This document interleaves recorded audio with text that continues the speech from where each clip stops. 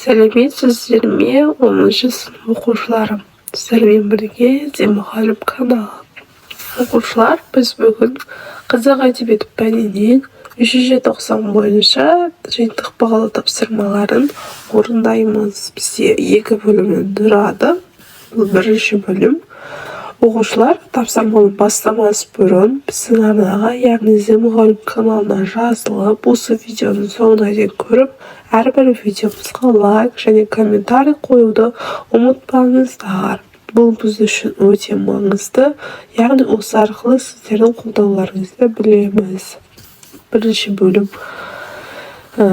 Кемелбаеваның шашты шежірелік эпикалық әңгімесі алғаш қай басылымдарда жарияланды? Жұлдыз және Ақжелкен журналдарында. Екінші. Шашты шежірелік эпикалық әңгімесінде қай кейіпкердің сөзі екенін табыңыз дейді. Бәйгенің ең қызған шағында кер тағыдай бұл қазақ бүлікшіл өлермен халық екенін көрсет. Менмен Текежеумін бектеріне атасын таныт. Сол сәт менің есіл өткен қайран өмірімнің құны толық ақталғаны. Қарағым, бұл тойда сен тәуекел деп бел болып еліңе қашасың дейді. Бұл бізде шаштының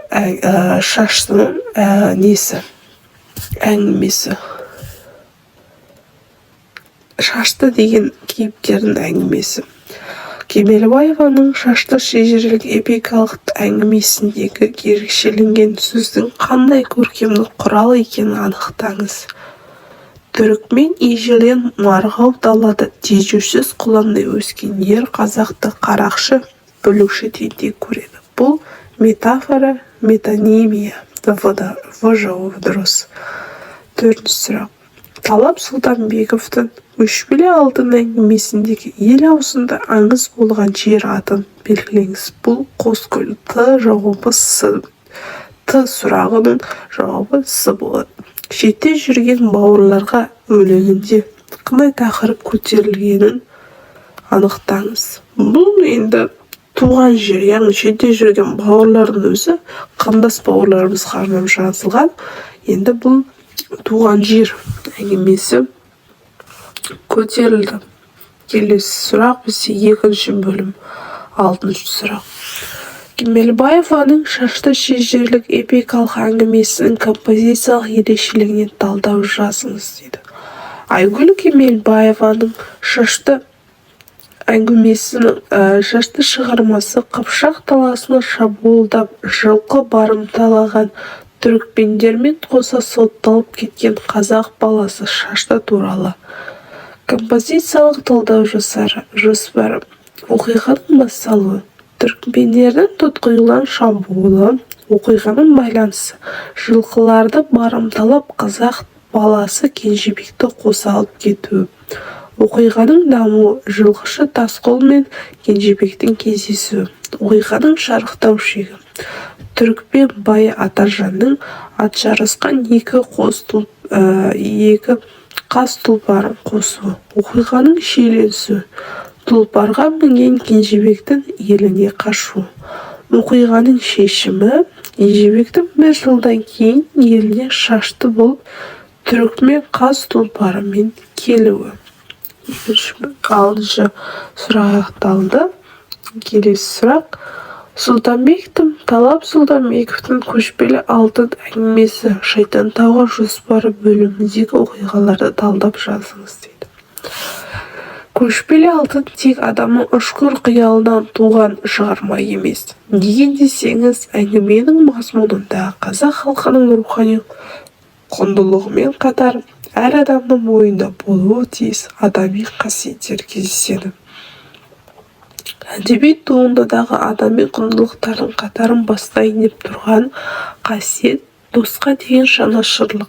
Бір саусақ жұдырық демекші, Қажытай мен Сәменнің әркез қазынан табылып, құпияны ашу жолына екеуі жұмыла күш біріктірді. Тіпті әуел басы Сәмен ағынан жарылып, Қажытайға өзін мазалап түртпектеген мәселесімен бөліскенде сөздері құлақ асып, сырын ешкімге жаймады. Ал жақын досын саяхатқа сапар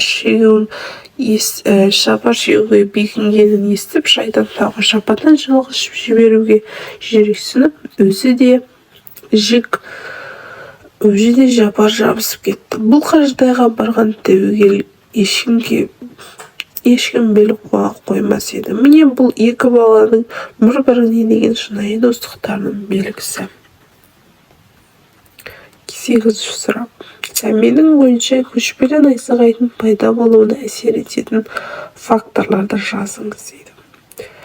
Жалпы шығарманың сюжеті көшпелі алдында көрген сәменнің жолдасы мен бірге сапарға аттанып, таңғажайып дүниелерді бастан өткеруі және соңында жұмақты шешуі. Шығарма қиял фантастика мен сондай-ақ ғылымға сүйеніп жазылған.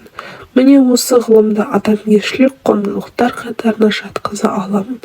Көшпелі алтын шығармасы да ғылыми негізінде өрбиді. Және тағы бір тілге тиек етер құндылығы аңыз, қиял, фантастика. Шығарманың негізі де осы фантастикадан тұрады. Ал ендігі жерде шығарманың материалдық құндылығына келсек, бұл әрине аты айтып тұрғандай алтын. Алтын бұл құнды заттарға жататындықтан адамгершілік құндылыққа жатқызуға болмайды. Адамгершілік құндылықтарды айта берсек көп. Осы екеуі шығарма барысында 3 құндылықты байқадым дейді. 3-ші бөлім. Бізде соңғы бөлім бұл берілген шығармалардың бірін таңдап, әдеби эссе жазыңыз. Шығармалардың идеясын адамгершілік құндылық тұрғысынан талдаңыз дейді.